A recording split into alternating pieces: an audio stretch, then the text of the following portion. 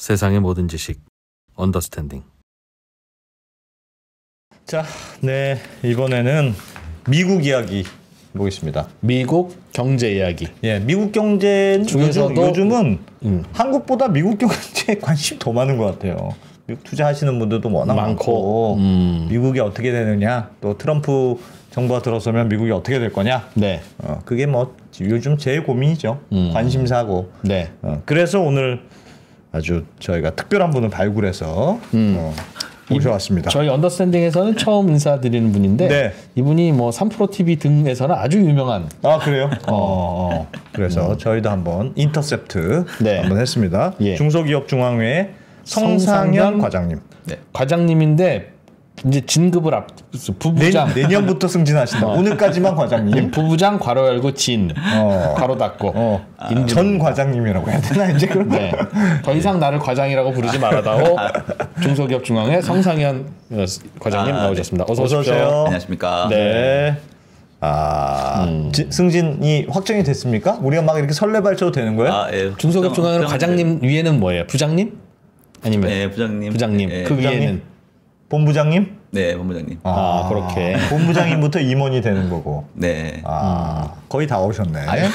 멀었습니다. 그렇군요. 네, 알겠습니다. 몇 년 되셨어요? 보통 몇 년 되면 저는 과장을 졸업합니까? 저는 근데 이제 원래 14년 운영했는데 이제 중소기업 중앙에 올 때 경력직으로 왔었어. 외부에서 7년 정도 운영을 했었고 이제 여기 온 지도 이제 7년을 넘었습니다. 운용이라는 건 돈을 투자한다는 건데 중소기업 중앙회가 돈을 무슨 투자해요? 돈이 있어서 투자를 해요? 저희가 노란우산 공제라고 해서 이제 공제자금 그 자금을 운영을 하고 있고 뭐 저희도 그래도 지금 현재 25조에서 26조 정도 됩니다. 네, 금액이 공제 중에서 매우 큰 편이고. 자영업자들이 이른바 그 퇴직금 대비로 가입한 노란우산 공제를 그걸 굴린다. 국민연금이 굴리는 거하고 비슷한 컨셉이네요. 네, 근데 국민연금은 이제 국민들한테 연금을 주려고 만드는 거고 저희는 이제 공제자금을 좀 안전하게 운영을 해서 그분들이 이제 휴업이나 폐업을 했을 때 원금과 이자를 돌려주는 형태로 해서 이제 그런 소상공인들을 위해서 자금을 운영하고 있는 것이고 그래서 저희는 대부분 채권 운영을 많이 하고 있고 주식 운영은 뭐 크게 금액은 크지 않지만 저는 그 중에서 이제 해외 주식 쪽. 해외 주식 쪽? 네. 담당을 하고 있습니다. 이야. 친하게 될것 같아요. 종목 찍어달라고 하고. 종목 저도 잘 모르겠어요. 네. 그래서 오늘 좀 배워보죠. 오늘은 미국 경제 전반적인 얘기를 좀 해주신다고 들었습니다. 근데 성상현 과장님의 뷰는 되게 독특해요. 그래서 제가 원래 언더스탠딩 작가님이 그 유동성을 언더스탠딩에서도 한번 해보고 싶다. 근데 그게 사실 1시간으로 할 수 있는 범위는 아니거든요. 제가 3%에 뭐 2년 가까이 나가면서 해도 이제 구독자분들은 많이 이해를 하시는데 그래도 이제 한 번씩 듣는 분들은 또 이해를 못 하시는 분들도 있고 해서 사실 그게 뭐 계속 흐름이 있었거든요. 근데 이제 오늘 좀 어떻게 하면 이론을 좀 말씀을 드리면서 또 앞으로에 대한 제 생각 전망도 좀 말씀을 드려야 되니까 그거를 좀 뭐 드리려고 하고 있고요. 네. 저는 미국 증시를 전망을 할 때 가장 중요한 거는 그 나라의 성장이 올라갈 수 있는 국가냐가 제일 중요하다고 봐요. 그리고 그 성장이 올라가는 건 당연한 건데 그게 주식시장으로 그 성장이 올라가는 것들이 전이가 될 수 있는지 그러려면 국가의 성장도 올라가야 되고 기업들이 혁신 사이클로 계속 돌아가야 됩니다. 그 두 개가 다를 수가 있나요? 예를 들어서 1990년 이후에 지금 한 30년 지났잖아요. 미국은 GDP가 한 4배 정도 올랐어요. 그 30년 동안. 그때 대비해서. 근데 나스닥 100 한 26배 정도 올랐거든요. 근데 중국은 GDP가 48배 올라갔습니다. 근데 중국 본토 상하이 지수 그건 4-5배밖에 안 올랐어요. 바깥 서로. 네, 그러니까 GDP가 올라간다고 해서 무조건적으로 주식시장이 올라간다는 건 아니라는 거죠. 그런데 우리가 GDP를 계산하는 방식은 우리가 다 이론적으로 다 배웠거든요. 통화량과 화폐 유통 속도의 곱이다. 그게 바로 GDP다. 그래서 통화량이 엄청나게 풀리던가 통화 속도가 막 빨리빨리 돌면 돈이 안 풀려도 있는 돈으로 돈이 빨리빨리 돌면 그 국가의 GDP는 성장합니다. 그런데 국가가 GDP를 성장을 한다고 해도 대부분 국가들이 사실 GDP는 성장할 수밖에 없거든요. 예. 명목 GDP이기 때문에. 사람도 늘고 하면 뭐 네. 웬만하면 올라가죠. 네. 그런데 주식시장은 GDP가 올라간다고 해서 꼭 올라가는 건 아니고. 네. 그래서 어느 국가를 투자를 하느냐를 봤을 때 그 나라의 기업들이 혁신적으로 계속 돌고 있는지가 제일 중요해요. 이게 혁신을 어떤 식으로 판단을 하냐고 하면 그냥 가령 저는 이렇게 생각을 해요. 20년 전에 있던 기업이 지금도 시가총액 1위를 차지하고 있는 국가냐? 야, 그거 딱 우리나라인데? 그리고 뭐 50년 전에 있던 기업이 예. 아직도 뭐 국가냐? 그런 국가, 그러니까 그 기업이 계속 혁신 사이클을 돌면서 왔다고 하면 당연히 그 나라의 국가가 부로 이어지면서 좋아지겠죠. 예. 근데 보통 대기업이 되면 그렇게 빠르게 혁신 사이클이 돌 수가 없거든요. 예. 그런데도 시총을 계속 유지를 한다? 그러면 그 나라는 나머지가 없는 거구나. 돈 푼 걸 가지고 그냥 그쪽에서만 계속 그 산업으로만 계속 움직이고 있는 겁니다. 산업은 계속 돌잖아요. 어떤 때는 이 산업이 좋고 예. 어떤 때는 이 산업이 좋고 그러면 그 좋은 산업을 영위하고 있는 기업들이 그 나라의 주식시장의 시가총액을 상위로 포진을 하면서 예. 올려주고 그다음 바톤 터치를 하면서 그다음 기업들이 올려주고 그런 식으로 계속 갈 수 있는 국가여야지만 그게 가능합니다. 그래서 주식시장 제가 오늘도 뭐 사실 뭐 1분기 전망, 2분기 전망 내년도 하는 게 더 중요하긴 하거든요. 근데 더 중요한 거는 그래 1분기에 만약에 빠진다고 해. 그때 그럼 사야 되냐 말아야 되냐. 그게 이 나라가 장기적으로 앞으로 몇 년간은 우상향을 할 수 있는 국가인지 아니면 지금이 진짜 고점인지 이거를 판단하는 데가 더 중요하다고 보거든요. 그래서 그 사람이 그 국가나 주식을 투자를 할 때 그런 거에 대한 확신이 있는 게 제일 중요해요. 그걸 뭘 보고 알 수 있습니까? 저는 그래서 일단 저는 가장 처음 전망하는 거는 그 나라의 국가 GDP가 올라갈 수 있는지 없는지. 일단은 그냥 큰 그림을 일단 먼저 그래서 보고. 미국이 지금 예를 들어서 성장률이 다들 이제 내년도 성장률 같은 경우에는 올해보다 떨어진다라고 보거든요. 예. 그런데 그 성장률이 그냥 소폭 떨어지는 수준인지 아니면 지금보다 더 올라갈 수 있을지 아니면 진짜 내리꽂을지 이거를 판단하는 게 제일 중요하고요. 일단 GDP가 어떤지. 네. 조금씩은 성장을 하는데. 네. 명목 성장이기 때문에 어쩔 수 없어요. 이게 그렇죠. 금융위기나 경기 침체가 아니라고 하면. 그렇죠. 근데 그게 팍 떨어졌다고 해도 또 돈을 풀어서 또 올려요. 통화량을 올려가지고. 그렇기 때문에 GDP가 떨어졌다가 다시 올라가고 떨어졌다가 올라가고 하는 겁니다. 결국은 우상향이긴 해요. 그래서 미국이 지금 근데 좋은 성장이라는 게 뭐겠어요? 이게 인플레이션 올라가서 성장이 올라가는 건 그렇게 좋은 성장은 아니잖아요. 예. 그래서 우리가 보통 미국 그 나라의 성장률을 볼 때는 실질 성장률을 봅니다. 그런데 지금과 같은 저는 그 사이클을 볼 때 제가 가장 많이 보는 사이클이 경기 사이클이거든요. 네. 뭐 OECD에서 발표를 한 것도 있고 컨퍼런스 보드에서 발표하는 게 있어요. 경기 사이클이 지금 좋은지 그리고 그거와 별개로 지금 현재 기술 혁신 사이클이 돌고 있는지 그리고 마지막으로 지금 이거는 미국에 약간 특화된 거긴 한데 지금의 부채 사이클이 과연 무너질지 이 부채 사이클은 보통 패권 국가들한테 가장 중요합니다. 그 부채 사이클이 무너진다고 하면 그 나라는 점점 패권을 잃어가는 형태로 갈 가능성이 높습니다. 부채는 어느 나라든지 있는데 네. 부채 사이클이라는 건 뭐예요? 사이클과 더 이상 부채를 못 늘리는 거죠. 그러니까 이 부채에 대한 기축통화국에서만 고민할 만한 문제. 다른 나라들은 부채를 늘리고 싶어도 미국이 늘릴 때만 늘릴 수 있어요. 줄일 때는 또 못 늘려요. 이게 그 나라 통화 가치가 바보가 되니까. 그런데 패권 국가는 그게 가능합니다. 그런데 패권 국가도 어느 순간이 되면 그 부채를 감당을 못하고 예. 터져버립니다. 그게 영국이 원래 바로 전에 패권 국가였거든요. 1차 대전과 2차 대전을 거치면서 막대한 부채가 쌓였어요. 그전에도 부채를 풀고 있었습니다. 막대한 부채를 쌓았는데 그게 더 이상 감당을 못했습니다. 그게 왜 감당을 못했냐고 하면요. 당연히 전쟁을 하면서 자기들의 소모력도 엄청나게 떨어진 상황. 전쟁은 이겼잖아요, 사실. 1차 대전, 2차 대전 다. 근데 이겼지만 징계된 게 그거를 하면서 너무 많은 부채를 쌓았고 근데 그 부채의 대부분 조달을 해외에서 했어요. 그게 미국이었습니다. 그래서 그 미국이 사실 그 바톤을 넘겨받은 것도 사실 쉽게 넘겨받았습니다. 예. 이렇게 넘어갔거든요. 근데 영국도 사실 지난 거 보면 네덜란드에서 해상무역을 받아왔었거든요. 그때도 네덜란드가 자유무역 국가를 해서 어마어마한 부채를 쌓았지만 문제가 없었어요. 네덜란드는 패권 국가였기 때문에. 예. 그런데 17세기 영국이랑 전쟁하면서 부채도 쌓였고 전쟁도 져버렸습니다. 그러면서 패권이 이렇게 넘어갔어요. 그래서 이 레이 달리오가 요즘에 계속 말하는 게 있어요. 미국은 정점이고 그 사이클이 지금 점점 무너지고 있다. 그래서 지금 부채의 마지막 레이 사이클인데 이게 소순환에서는 왔다가 다시 또 올라가고 왔다가 올라가고 하거든요. 근데 대순환에서는 쉬면 이제 밑으로 떨어진다라고 하는 게 지금 레이 달리오의 전망이에요. 지금 미국은 1930년도 대공황급으로 갈 수 있다라는. 그러면 다시 일어날 수 없다라는 형태로 레이 달리오는 그렇게 전망을 하고 있어요. 그 근거는 뚜렷하던가요? 그냥 내 느낌에 그래요? 아니면 아니요, 레이 달리오가 소순환인지 대순환인지를 어떻게 구별해서? 보통 그거는 이제 역사 기간의 주기로 오긴 와요. 그래서 100년 정도 갑니다. 그 대순환. 대공황 된 지 100년 됐으니까 네. 이때쯤이면. 그리고 미국의 부채는 지금 이미 역대급으로 올라와 있고 지금 미국이 지금 GDP 대비해서 부채 비율이 120% 정도 풀려 있어요. 예. 엄청나게 높은 수준입니다. 그러니까 네. 일본이랑 비교하면 낮아요.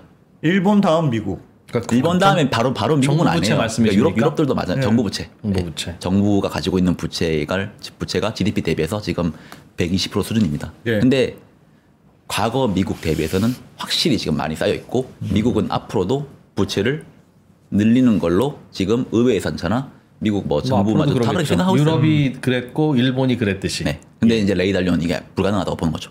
왜요? 미국도 유럽도 하고 일본도 했는데 기축통화도 아닌 나라들도 했는데 기축통화국인 미국이 왜 그걸 못해요? 지금 뭐 그게 보통 패권 국가들이 이 패권을 유지를 하기 위해서는 당연히 통화를 일단 패권을 잡고 있어야 된다. 화폐에 대한 패권을 잡고 있어야 돼요. 예. 그리고 네, 기축 통화니까. 그리고 전쟁을 잘해야 됩니다. 싸움. 그래서 이 패권 국가가 유지를 하려면 통화량이 유지가 좀 안 된다고 해도 힘으로 때려잡으면 통화 가치를 떨어뜨릴 수 있어요. 그게 우리가 보통 그 1970년도 했던 그 일본한테 했던 그 합의. 네, 무슨 합의지? 플라자 합의. 그걸 통해 가지고 일본뿐만 아니라 유럽들을 하는데 강제로 그냥 너네 환율 네. 그런 방식으로 갔었거든요. 싸움 잘하니까. 네, 싸움 잘하니까. 근데 지금 레이 달리오는 그런 것들이 다 이미 떨어져 있다고 본다는 거죠. 미국이 전쟁도 과거처럼 되어 있지 않고 지금 전반적인 느낌이 예전 같지 않아서 이 통화량에 대한 그것도 지금 얘들이 지금 감당하지 못할 정도로 지금 풀려 있다. 그리고 이거를 결정적으로 사줄 사람이 없다. 네. 미국 국채를 네. 제정신이라면 미국 국채에 손이 가겠니? 미국은 지금 이 쌓여 있는 국채 때문에 나가는 이자 때문에 이 이자를 감당을 하려면 더 많은 부채를 발행을 해야 되고 그거를 하다 보면 계속해서 스노우볼 효과가 돌 것이다. 그러면서 그럼 결국 이거 누가 사겠냐? 그러면 사실 금리가 올라가면 결국은 그 나라가 갚아야 되는 빚은 계속 올라가는 거잖아요. 그래서 이걸 감당을 못할 거라는 게 근데 이거 말고도 수많은 레이 달리오가 보는 지표들이 있겠죠. 근데 레이 달리오는 어찌됐건 간에 매크로 사이클을 보는 사람들 중에서는 가장 유명한 사람 중에 한 명이거든요. 그래서 그냥 뭐 이 사람 말하는 게 그러니까 이상하다 이렇게는 할 수는 없어요. 당연하지. GDP가 성장하는 정도보다 정부의 부채의 속도가 빠르면 당연히 야, 성장한 걸로 다 이자를 갚아도 또 갚아야 되네? 이런 일이 벌어지죠. 네. 그러니까 정부의 부채 비율이 GDP 대비 한 100% 전후로 왔다 갔다 하면 국채 이자율 혹은 GDP 성장률에 따라 그때그때 다르지만 이런 고민이 시작될 때죠. 실은 어느 나라든. 그래서 트럼프가 사실 이번에 리쇼어링 보호무역을 꺼내고 왔었거든요. 그럼 이걸 왜 할까요 도대체? 그리고 미국 사람들 왜 이렇게 열광을 할까요? 그냥 우리 직장 이런 거 그냥 그거 직장 준다고? 저는 아니라고. 그러니까 이게 미국의 그 러스트벨트에서 일하는 그런 사람들은 그런 이유 때문에 트럼프를 지지했을 수도 있습니다. 미국 우선주의. 근데 이번에 공화당 쪽으로 그러니까 미국 선거는 사실 돈 싸움이거든요. 그동안 민주당은 빅테크 그리고 금융 랑 매우 친했습니다. 그쪽에서 그 선거 자금을 엄청나게 많이 받았어요. 자기들끼리 계속 그러니까 몇십 년 해왔죠. 근데 이번에 트럼프 같은 경우에는 분명히 최상류층에서 선거 자금이 들어갔어요. 그게 뭐 우리가 알고 있는 건 테슬라밖에 머스크밖에 없지만 분명히 그런 사람들이 돈이 들어갔습니다. 근데 그런 사람들이 보통 그 전에 있던 사람이랑 좀 비교되는 점들 이런 사람들은 어떻게 보면 신흥 부자들이에요. 지금 미국은 현재 상황에서 트럼프가 더 유리하다고 보는 거죠. 그게 단순하게 저는 자기들 사업을 하려고 하는 건 아니라고 보고 있어요. 그래서 저는 지금부터 이제 제가 스토리를 풀 건데 지금부터 하는 얘기가 뭐 무조건 정답이라는 건 아니에요. 근데 왜 이런 식으로 돌았을까에 대한 제 생각을 좀 말씀드리고 미국은 그러면 여기서 사이클이 무너질 거냐 아니면 미국은 여기서 사이클 싸움에서 이겨서 다시 올라갈 것이냐라는 거를 저는 좀 말씀을 좀 드리려고 합니다. 그래서 이게 좀 큰 얘기긴 한데 그래서 좋습니다. 제가 그동안은 막 영내포, 지급준비금 이런 쪽으로 계속 전망해서 그거는 민주당이 하는 방식. 민주당이 지금까지 해왔던 방식. 민주당 정부가 시중 유동성을 조절하는 방식이 그거여서 옐런이 그 방식을 통해서 이따가 한번 제가 다시 좀 자세하게 말씀드릴게요. 간단하게. 알겠습니다. 그거 좀 이따가 또 그런 말씀드릴게요. 그래서 민주당 그게 이론을 좀 말씀드리면서 해야 돼가지고.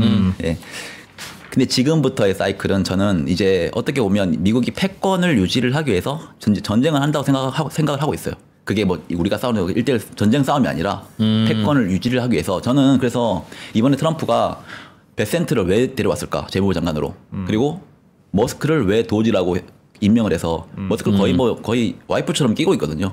왜 머스크를 이번에 투입시켰을까라는 거를 한번 좀 생각을 해봤어요. 일단 미국 공화당은 기본적으로 작은 정부입니다. 작은 정부를 추구를 해요. 정부는 우리는 그냥 최소한의 규제만 하겠다. 니네 알아서 해라.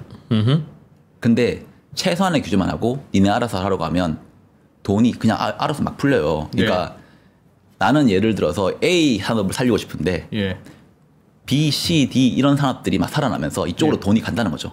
그렇죠. 그럴 수 있죠. 놔두면.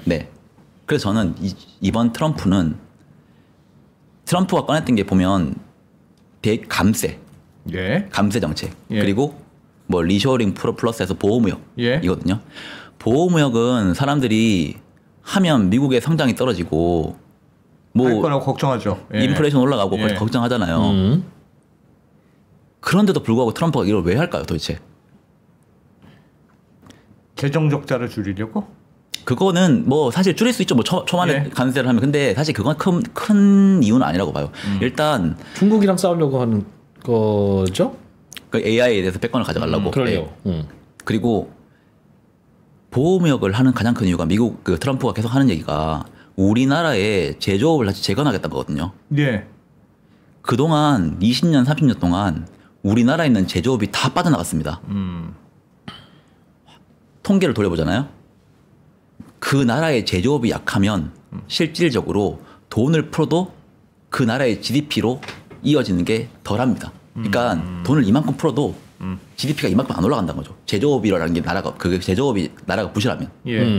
그리고 제조업이 없으면 그 나라에서 만들 수 있는 산업들이 거의 없어요. 그러면 전쟁 한번 지금 끝나는 겁니다. 그냥 그 자리에서. 그리고 그 통화 자체가 그동안은 금융으로 다 이렇게 해왔잖아요. 그렇게 하다가 무너졌던 나라가 네덜란드랑 영국이었습니다. 산업이 다 빠져나갔던 거죠. 그게 정부가 빠져나가라서 빠져나간 게 아니라 당연히 패권 국가를 잡으면 그 나라 사람들 잘 살 거 아니에요. 그럼 그 나라 사람들 힘든 일 안 하려고 합니다. 근데 누가 거의 공장 가가지고 막 그런 일을 하겠어요. 그러면서 나라에는 점점 힘든 일을 안 하고 쉽게 돈 벌려고 하는 거죠. 그게 사실 금융이라는 게 가장 쉽게 돈 버는 거거든요. 그리고 고부가 가치 산업만 하는 거죠.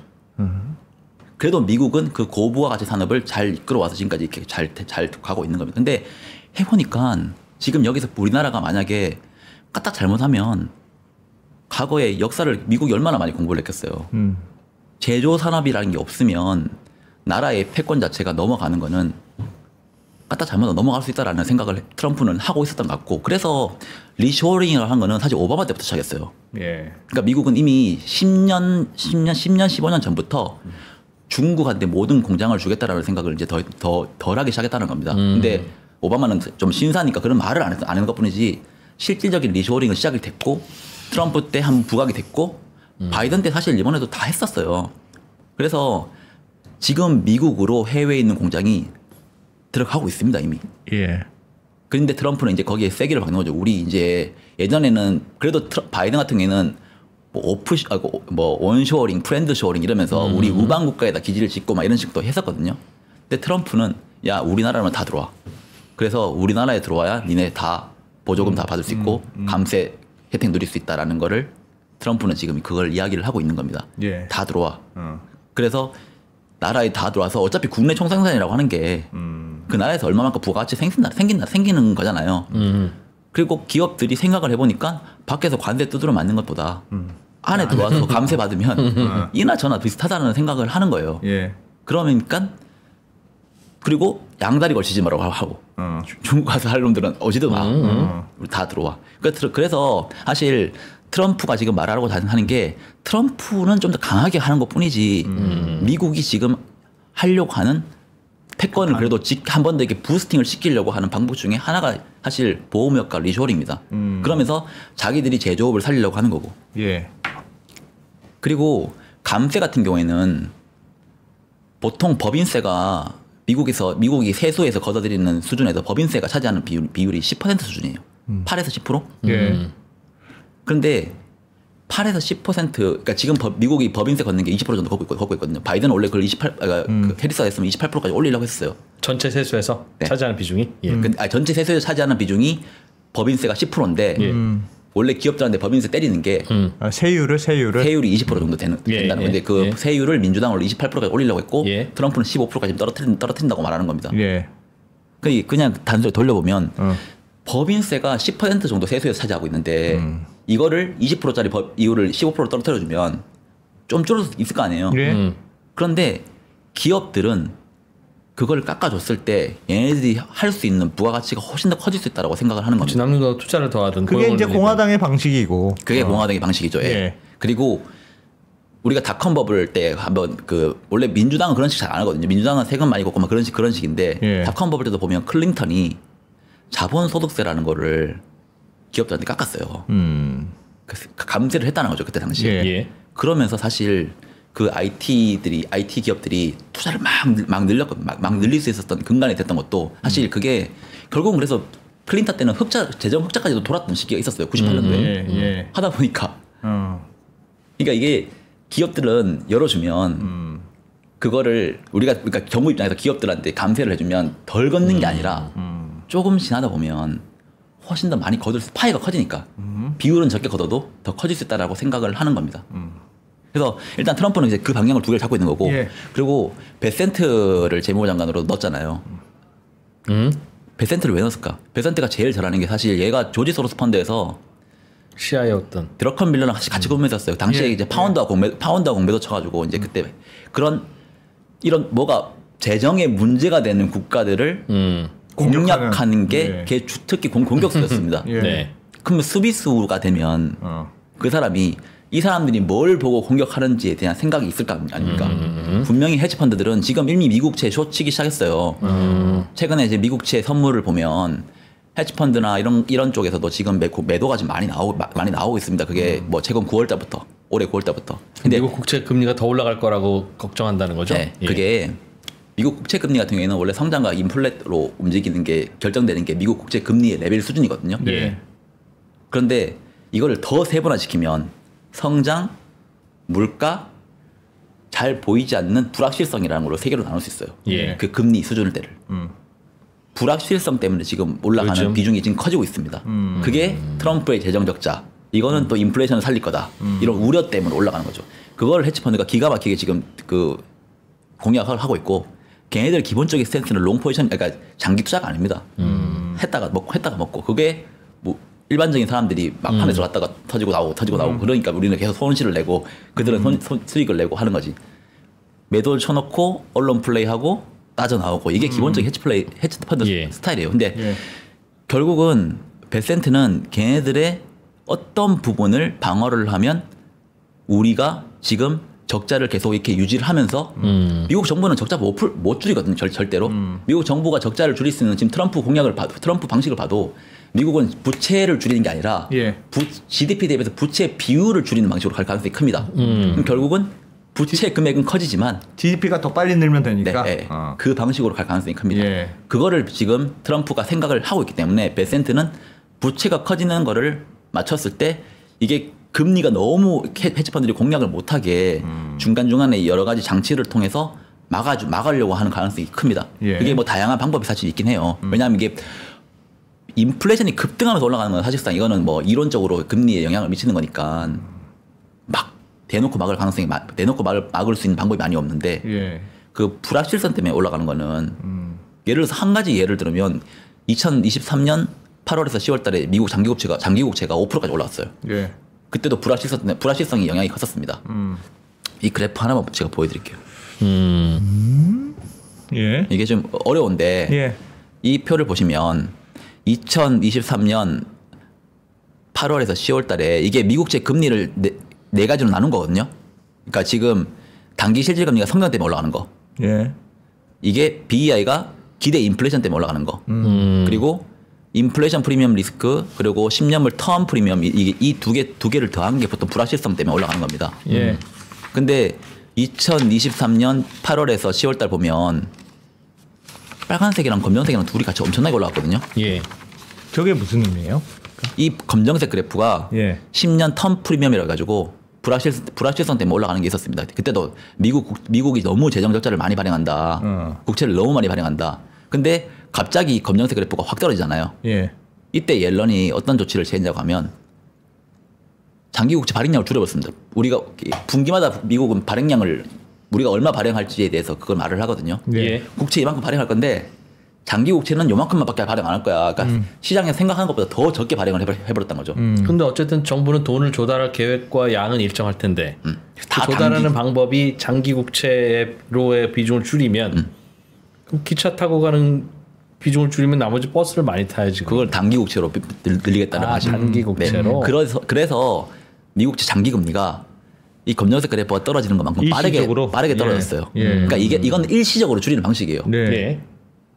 그럴 수 있겠죠. 네. 예. 이번에도 10년물 그러니까 이번에도 최근 그래프인데 검정색 그래프가 엄청나게 많이 올라가잖아요. 예. 이게 결국은 지금 미국채 10년물이 올라가는 최근에 9월달부터 금리가 오르기 시작했거든요. 3.78 10년물이 움직이다가 지금 4.6 거의 100bp 그게 불과 2, 3개월만 올라갔습니다. 그게 대부분 영향이 다른 영향도 조금씩 있지만 대부분의 영향이 이 장기 국채를 많이 찍는 거예요? 지금 다시? 단기 국채를 찍을 수밖에 없다라고 시장은 우려하는 거죠. 왜냐하면 단기 국채를 지금 너무 많이 찍어놨으니까 전체 국채에서 단기 국채 비중을 보통 20% 정도로 그러니까 15%에서 20%를 지금 권고를 하고 있는데 이미 22% 23% 지금 차 있는 상황이에요. 단기 국채는 몇 년쯤 되는 게 1년 이내. 1년 이내. 그건 빨리 또 차원을 해야 되니까 그걸 계속 비중 많이 갖고 있을 수는 없다. 네. 그건 권고 사항이 근데 무조건 안 된다 이건 아니에요. 예. 근데 이제 미국 같은 경우에는 그런 권고를 받고 거기 기준으로 의해서 운영하는 경우가 있지만 옐런은 사실 그걸 많이 안 지켰어요. 그냥 야 내가 지금 단기 찍겠다는데 뭐 어떻게 할 거야 이런 식으로 했었어요. 근데 어찌됐건 간에 지금도 보면 지금 불확실성 때문에 올라왔다라는 거죠. 그러면 네.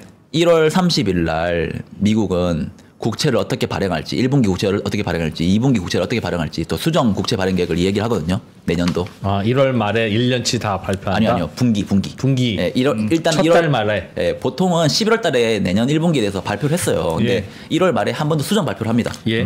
왜냐하면 1월 말 되면 다시 또 바뀔 수 있는 거니까. 1분기 거를. 네. 그때 어떻게 할지가 일단 첫 번째.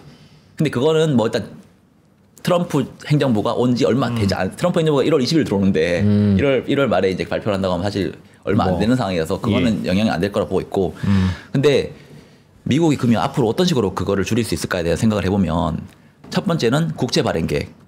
두 번째는 지금 미국 은행과 보험사는 미 국채에 대한 투자를 할 수 있는 여력은 많아요. 안 하고 있을 뿐입니다. 이게 미국 트럼프가 가장 하려고 하는 게 미국 은행들의 규제를 풀어주는 방식이거든요.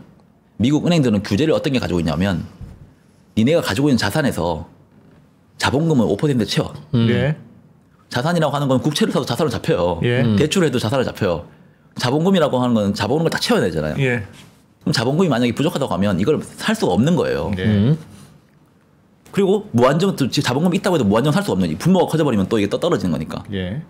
근데 이거에 대한 규제를 사실 코로나 때는 한번 풀어줬거든요. 예. 국채를 무한정 살 수 있도록 열어주려고. 근데 지금 만약에 정부가 은행들한테 이런 규제를 완화시켜주는 거를 해준다? 그러면 사실 사라고 하는 거예요, 그냥. 예.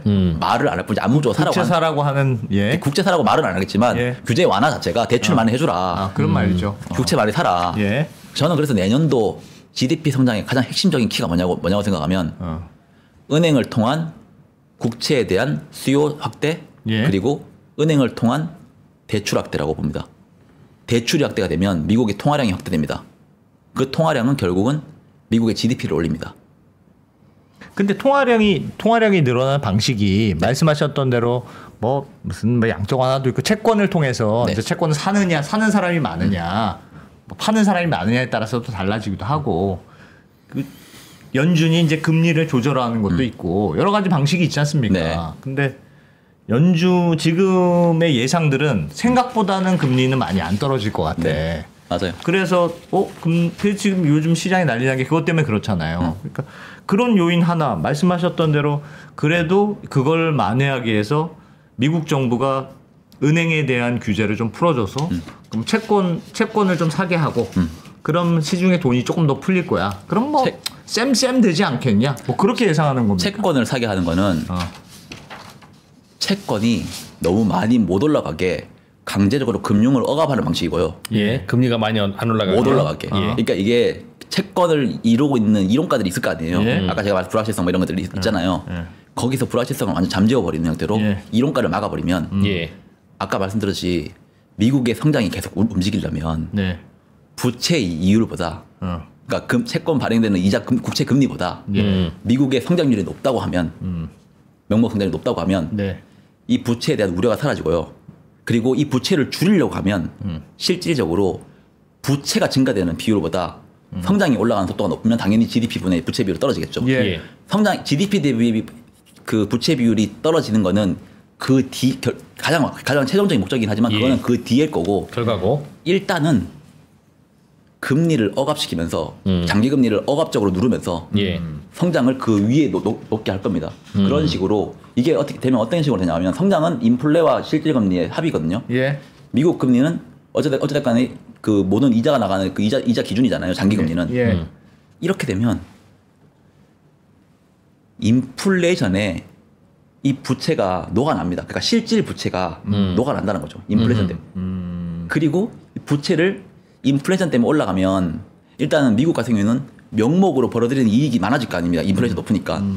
실질 부채 가치는 떨어지잖아요. 사실 갚기도 훨씬 더 수월해집니다. 그게 보통 이제 부채를 갚는 제일 편한 방법이 인플레를 일으켜서 가지고 있는 빚을 가치를 떨어뜨려 버리면 갚기 편하잖아요. 또 내가 벌어들이는 수익은 명목으로 들어오니까 감세를 통해서 벌어들이면 올라가잖아요. 저는 그래서 연준이 2% 목표 수익률을 원하는 게 그건 연준의 생각이고 정부는 절대 2%를 타겟을 안 한다고 보고 있어요. 2% 타겟을 하면 이런 정책을 펼치면 안 됩니다. 물가를 물가 인플레이션 목표치를. 그럼 정부는 그 목표치가 높다? 없죠. 은근히 없죠. 근데 말은 안 하죠. 왜냐하면 그게 또 재정적자 우려로 퍼지고 또 뭐 사람들이 또 미국채 10년 금리로 또 그게 불확실성도 올라갈 수 있으니까 말은 안 하겠지만 미국 정부는 절대 2%를 가지고 타겟을 잡고 있지 않다고 봅니다. 그거를 하면 절대 옐런 정부가 했던 거, 지금 트럼프가 감세하는 거 이런 식으로 하면 안 됩니다. 미국 정부는 지금 가지고 있는 부채를 결론적으로는 실질 부채 가치를 떨어뜨리는 거를 가장 목적으로 하고 있고 명목 GDP는 올리는 방식으로 해서 부채 비율은 자동적으로 떨어지지만 갚을 때도 편하게 갚으려고 하는 가능성이 높습니다. 근데 트럼프 정부는 그러니까 알겠어요. 물가를 올리고 돈을 풀어서 부채의 실질 가치를 떨어뜨린다는 건데 그거야 교과서 이론으로 나와 있는 거니까 이견은 없으나 보통 모든 정부가 그렇게 해서 다 그럼 부채 줄이지 왜 부채 못 줄여? 라고 하면 인플레를 일으키는 게 그 자체가 더 고통스러울 수 있으니까 못하는 거잖아요. 그러니까 미국 정부는 지금 그 말씀이 맞으려면 인플레에 대한 고민과 걱정보다는 부채에 대한 고민이 커서 그래 라고 가정을 해야 되는데 그렇게 가정할 수 있는 이유가 뭔가요? 그러니까 그러니까 인플레를 감내하고서라도 인플레를 좀 높여서 부채를 줄일 수는 없으니까 부채가 늘어나는 것보다 인플레를 좀 용인해서 차라리 GDP를 더 빨리 성장하면 될 거 아니냐 그런 전략이라면서요. 미국 정부의 전략이라는 게 그 말은 부채보다 인플레가 좀 올라가는 거 우리 괜찮아 라고 느낀다는 뜻인데 그게 왜 괜찮냐는 거예요. 그게 다 괜찮으면 모든 정부가 다 그걸 하지. 그게 보면 2차 대전 때 미국 정부가 유럽이 싸움 다 끝나고 전쟁 다 끝나고 근데 재건을 막 해야 되잖아요. 그때 마셜 플랜이라는 걸 해가지고 미국 GDP의 5% 정도에 되는 돈을 유럽에도 지원해 줬어요. 그걸 재건을 하기 시작했어요. 사실 미국은 그때 당시에 성장을 올리면서 자기들이 벌어들이는 수익을 받으면서 자기들 가지고 있는 부채 거의 다 털어버렸습니다. 저는 이번에 지금 전쟁이 지금 각국에서 많이 일어나고 있잖아요. 향후 앞으로 재건을 일단 미국이 주도할 가능성이 매우 높고요. 예. 그걸로 일단 돈을 벌어들일 생각이 높다고 보고 있고 지금 미국은 저는 정부가 아무리 뭐 우리가 AI 살린다 해도 정부 혼자서는 절대 못하는 거거든요. 예. 근데 과거에 보면 미국은 작은 정부를 원했지만 지금 19세기에 보면 록펠러 그리고 20세기에 포드 이런 것들이 다 그때 보면 록펠러 같은 경우에는 에너지 인프라 결국은 에너지 수직 계약을 했어요. 예. 생산부터 마지막까지. 예. 그러면서 이 기업을 미국은 최대한 밀어주면서 결국은 자기들의 생산성을 엄청나게 미국 전체 생산성을 엄청나게 올렸습니다. 예. 그래서 미국의 성장이 한번 확 부스트업이 됐었어요. 예. 그리고 20세기에 포드의 대량 생산 보면 보통 자동차 하나 만들 때 제가 그때 보니까 그때 당시 12시간 원래 걸렸대요. 예. 근데 이 대량 생산 체제가 포드에서 만들어내면서 1시간 30분 만에 이제 그 자동차 하나를 만들어내는 시기가 있었고 자동차 값도 한때 원래 그 당시에 포드 T 모델인가? 근데 그게 $790 정도였는데 네. $230까지 떨어졌습니다. 생산성이 높아져서. 네. 그러니까 결국 제가 말씀드리는 거는 마지막 키는 생산성이에요. 네. 생산성이 올라가면 인플레는 자동으로 잡힙니다. 네. 근데 지금 이게까지 가기 전까지 예. 지금 단계를 계속 하는 거예요. 지금 미국이 왜 강달러를 움직이냐고 하면 미국은 아직까지 자기들 인플레를 미국은 수입을 많이 해온 나라잖아요. 예. 수입을 많이 하는데 자기들이 인플레이션으로 고생을 안 하려고 하면 물가가 그러니까 그 달러가 강세해야 돼요. 예. 그래야지 자기들은 계속 이 기준을 유지를 할 수 있어요. 예. 그리고 이 강달러를 하려면 금리가 높아야 돼요. 예. 보통 나라들은 이렇게 금리가 높은 상황에서는 뭐가 터집니다. 예. 미국도 사실 과거에 터졌어요. 그런데 지금 미국이 안 터지는 가장 큰 이유는 정부가 부채를 다 떠안았기 때문에. 아. 가게랑 기업이 이 부채를 떠안았다고 하면 예. 예. 미국도 못 버텼고요. 지금 그래서 저는 맨날 그 3프로나 다른 데서 방송에서 말씀드린 게 있는데 미국의 재정 적자를 그냥 정부의 재정 적자를 볼 때 예. 우리는 양동이를 3개 가지고 있다고 봐야 된다. 내가 정부, 이프로님이 민간, 예. 미국 민간, 그리고 만약에 해외, 예. 달러는 전 세계가 쓰고 있잖아요. 예. 해외로 빠져나가는 거 아니면 미국 내에 있는 민간들이 가지고 있는 거예요. 네. 정부가 풀어주는 거. 그래서 달러를 많이 풀어주면 예. 다 잘 사는 거예요. 예. 미국이 긴축하면 달러를 끌어들이면 죽어나는 거고. 그 정부의 부채가 많다는 건 달러를 그만큼 많이 풀었다. 네. 그런 뜻인가요? 네. 정부의 적자는 민간의 흑자다. 정부의 적자는 민간의 흑자 또는 해외의 흑자다. 금리가 높으면 원래 힘든 건데 네. 그 힘든 걸 버틸 수 있도록 줬다. 근데 지금 원래는 나눠주는데 지금은 철저하게 미국 민간으로만 줍니다. 그러니까 지금 우리나라 다 죽어나는 거예요. 지금 다른 나라들이. 다른 나라 그러니까 지금 전 세계가 1년에 생산할 수 있는 GDP는 일정한데 예. 내년에도 일정할 거로 봅니다. 예. 늘어봤자 조금 느는 거고 줄어도 조금 줄어듭니다. 근데 GDP 뺏어먹기는 가능한 거예요. 나라별로. 예.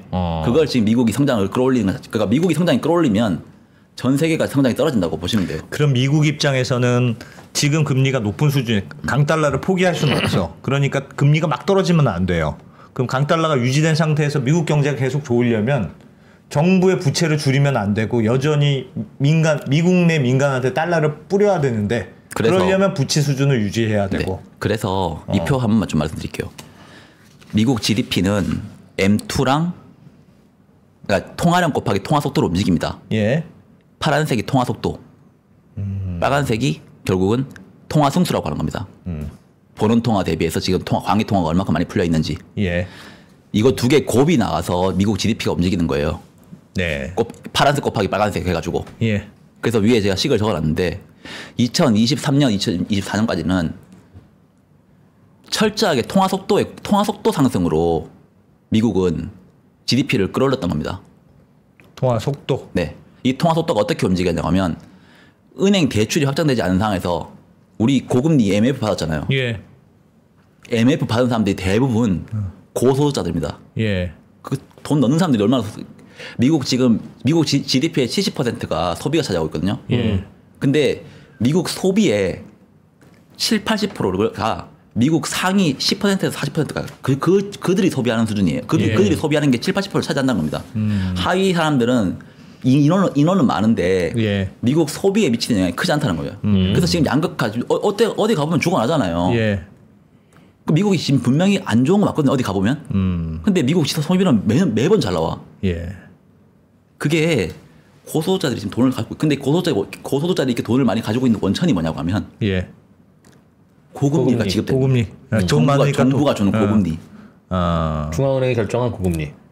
고소득자들이 대출이 많았으면 고소득을 그러니까 고금리를 받아도 박살났을 거 아니에요.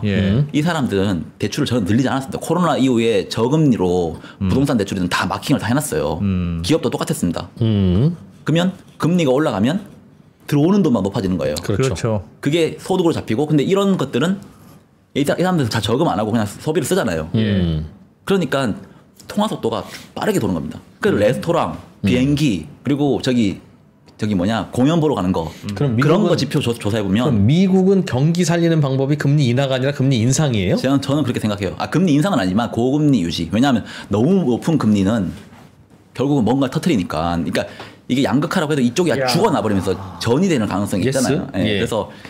그래서 적절한 수준의 금리, 중금리에서 고금리 사이의 금리가 지금 미국이 움직이고 있는 거에서 근본이 됐다고 저는 보고 있고요. 그거는 미국 정부의 생각과 연준의 생각은 다를 수 있잖아요.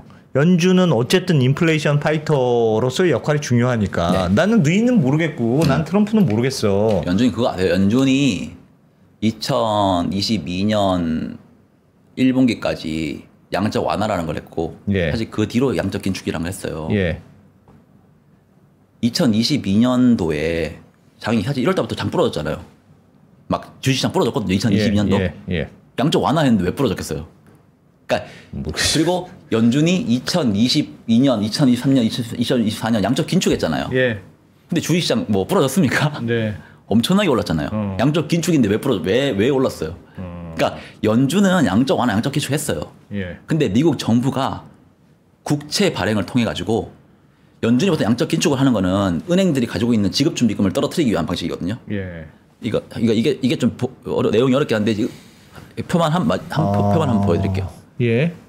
제가 이거는 이 글자는 오타고 2022년 1분기까지 양적 완화를 했고 2022년 2분기부터 4년까지는 양적 긴축을 했는데 양적 완화를 할 때는 대차 대조표가 증가했어요. 그 연준의 대차 대조표가 증가했다는 거죠. 근데 그때 지급 준비금은 감소했습니다. 그러니까 연준이 유동성이라고 말할 수 있는 가장 핵심적인 부분은 지급 준비금이에요. 양적 완화를 하는 거는 지급 준비금을 올리기 위해서고 양적 긴축하는 거는 지급 준비금을 떨어뜨리기 위해서 하는 겁니다. 근데 양적 완화를 했던 시기에 대차 대조표는 증가했지만 연준의 자산은 증가했지만 지급 준비금은 감소했었어요. 그러면서 사실 저는 2022년부터 장이 부러졌다고 보거든요. 그러니까 사실상 이때는 정부는 긴축을 해버렸다는 거죠. 연준은 완화를 했지만. 그러면 오히려 주식시장은 연준을 볼 게 아니고 정부를 봐야 된다는 국채 발행 계획에서 그 모든 게 나왔습니다. 그래서 제가 2년 내내 정부 국채 발행 계획을 2년 내내 떠들었던 거예요. 그러면서 제가 3%에서 사람들이 처음에는 아무런 관심이 없다가 지급 준비금이라는 건 우리는 저런 개념으로 이해하고 있지 않은데 원래 은행이 예금을 100만 원 받았으면 100만 원 대출 다 해주지 말고 10만 원은 남겨둬라. 지금 그게 지급준비율이고 지급준비금 10만 원이잖아요. 근데 지급준비금이 감소 증가한 거가 저게 정부가 뭐 돈을 쓰네 안 쓰네랑 무슨 관계 있습니까? 지급준비금이 보통 유동성 대출이 얼마나 많이 풀릴 수 있는 파워거든요. 근본. 그걸 보면 알 수는 있겠죠. 은행은 대출을 풀 건데 일정 비율의 돈을 넣어놓고 나머지는 돌릴 수 있어. 돌릴 수 있는 거잖아요. 그 돈이 많다고 하는 거면 대출을 해줄 수 있는 돈이 엄청나게 많다라고 하는 겁니다. 그래서 이 지급준비금이 높다 낮다는 그러니까 연준이 너무 시장이 과열되면 지급준비금을 줄이려고 양적 긴축을 하는 거예요. 그게 떨어지면 대출을 할 수 있는 파워가 떨어지니까. 늘어나면 근데 이 프로님 말씀하셨던 그 맞는 말인데 코로나 때 원래 연준은 미국 정부는 연준한테 그러니까 연준은 은행들한테 지급 준비금을 몇 퍼센트 이상 채우라고 했잖아요. 그래요. 그게 없어졌다면서요? 2020년도에 없앴습니다. 3월달에. 2020년 3월달에 지급 준비금을 0%로 떨어뜨렸어요. 그러면 너희들은 예금 받은 거 다 대출해도 돼? 그때 코로나 때문에 그랬던 거잖아요. 그때 아까 제가 말했던 그 총자산 대비해서 자본금 규제 있잖아요. 그게 SLR 규제라고 하거든요. 그것도 없애버렸어요. 거기서 국채라는 거 다 빼버렸어요. 분모에서. 그러면 국채 빼놓으면 국채 막 사라고 하는 거잖아. 근데 2021년 3월달에는 SLR 규제는 다시 강화시켰습니다. 국채를 넣으면서 더 이상 사지 마. 그 은행들이 그래서 그때부터 예금을 안 받았어요. 왜냐하면 예금을 받으면 그걸로 대출을 해주거나 국채를 사야 되는데 그걸 사면 또 자본금을 채워야 되잖아요. 그래서 은행들은 돈을 안 받았고 그 돈들이 다 MF라는 데로 다 돈이 다 들어갔어요. 그러면서 시중에 긴축이 일어나기 시작했습니다. 은행들에게 돈이 많아야 대출도 나가는데 MF에 돈이 가면 특히 MF에 가서 100%는 아니지만 MF에 영래포라는 게 있거든요. 하여튼 MF가 돈을 받아가지고 그걸 영래포에 돈을 넣으면 시장에 긴축이 일어난다는 거고 제가 나중에 또 다음에 한번 기회가 되면 무슨 말씀인지는 알겠는데 그러면 보통 그러니까 시장에 말씀하셨던 대로 계속 얘기하는 게 시장에 돈이 얼마나 많이 돌 것이냐 그게 GDP를 결정하는 핵심적인 포인트다. 그거잖아요. 지금까지는 은행 대출이라는 게 사실상 손발이 묶여 있었거나 자의반 타의반으로 그러고 있었는데 드디어 트럼프 시대는 은행들이 대출을 시작할 것이다. 저는 정부가 미국 정부가 규제를 풀어주고 미국 대기업들은 대출을 할 것이다. 그러면 그 대출을 하는 거는 철저하게 저는 머스크가 처음에 말씀드리려고 했는데 머스크를 도지라는 걸 넣는 거를 단순하게 정부 긴축을 하려고 그러니까 정부 재정 긴축을 하려고 하는 게 아니라 대기업을 가지고 미국의 성장을 제대로 부스팅을 하려고 한다. 그게 과거 록펠러나 포드 같은 형태로. 그게 미국의 보이는 손이라고 보통 합니다. 그게 보이는 대로 움직이는 형태로 간다는 겁니다. 그래서 이게 당시에 이런 방식은 진짜 선구자가 나와야 돼요. 대기업에. 왜냐하면 잘못 투자했다가 망할 수 있는 거잖아요. 선구자가 나오지 않으면 쉽지 않아요. 저는 그거를 머스크를 트럼프는 잡았다고 보고 있어요. 그 관련해서 산업들을 보면 보통 부품의 수직 계열화 산업의 수직 계열로 갈 가능성이 없습니다. 그러면 비용이 확 줄어들어요. 부품을 다 우리가 조달할 수 있고 이 산업을 수직 계열화 시켜가지고 그리고 머스크가 보면 테슬라 할 때 보면 전기차 하잖아요. 그게 제일 했죠. 원래 무서웠던 게 보험이거든요. 보험. 그 누가 이게 보험은 레코드가 없잖아요. 전기차에서 죽을지 안 죽을지 어떻게 알아요? 지금 머스크가 지금 그 보험회사 만들고 있잖아요.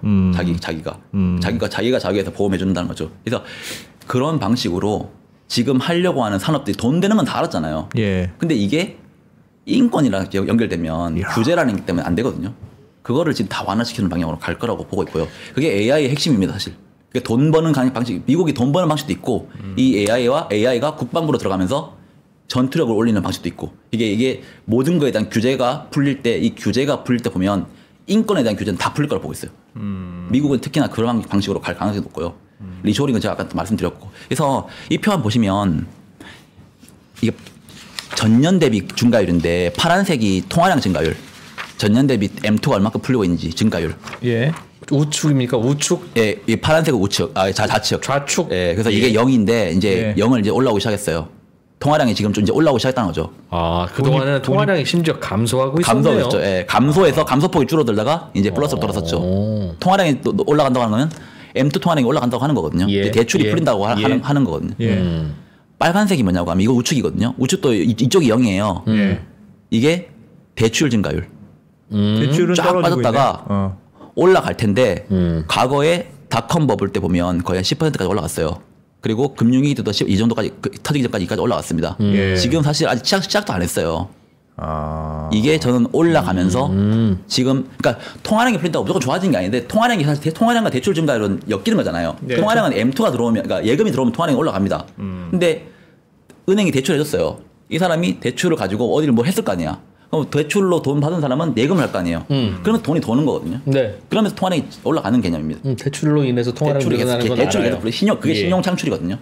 근데 이게 제가 약간 무식한 질문일 수도 있는데 무슨 컨셉은 알겠는데 그럼에도 불구하고 인플레이션을 유지하려면 고금리가 있어야 된다면서요. 적절한 고금리. 근데 고금리를 유지하게 만들면서 통화량이 돌 수 있습니까? 대출이 늘어나고? 지금 수준이 이미 돌고 있잖아요.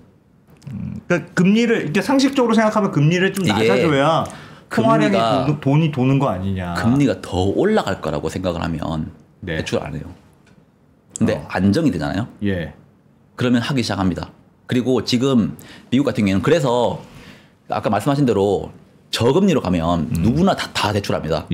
그래서 저는 대기업 주도의 대출 확장 세라고 보고 있어요. 내년도 같은 경우에는. 대기업들은 지금 가지고 있는 잉여금도 많이 쌓여 있고 투자를 많이 했다고 하지만 가지고 있는 현금이 더 많아요. 근데 감세해 주죠. 감세 그거 왜 주겠어요? 그냥 니네 그냥 가지고 있는 현금 가지고 있으라고 감세해 주겠어요? 사실 그게 암묵적인 다 그겁니다. 안 하면 뺏어갈 거거든요. 다. 그럼 트럼프 입장에서는 지금 금리가 더 기준 금리가 내려가는 게 좋아요? 아니면 올라가는 게 좋아요? 사실 미국은 지금 트럼프 생각이지만 미국은 지금 중금리 중물가를 유지해야 지금의 패권을 계속 유지할 수 있다고 봅니다. 예. 저금리로 가버리면 그 달러가 전 세계로 풀릴 가능성이 높아요. 예. 근데 너무 고금리로 가버리면 뭔가 터질 가능성이 높잖아요. 예. 그래서 미국이 지금 생각하고 있는 게 지금 야, 우리 3.5에서 4.5 사이에서 기준금리를 하는 게 맞을 것 같은데 우리가 생각한 것보다 좀 만약에 3.5까지 가려고 해보니까 예. 갑자기 뭔가 우려가 막 생겨. 그러면 그래서 4번 인하하려다가 2번 인하로 내년을 바꿨잖아요. 예. 그런 것들이 그 간을 봐가면서 하는 방식이에요. 그래서 4에서 4.5 사이가 제일 안전하다고 보고 있고 예. 이게 이 당시에 보면 이게 왼쪽이랑 오른쪽이 이게 닷컴 버블식이 되고요. 오른쪽이 지금 현재입니다. 예. 파란색이 미국의 기준금리고 보라색이 미국의 물가 상승률이에요. 예. 보시면 미국은 95년도부터 금리를 인하하기 시작했습니다.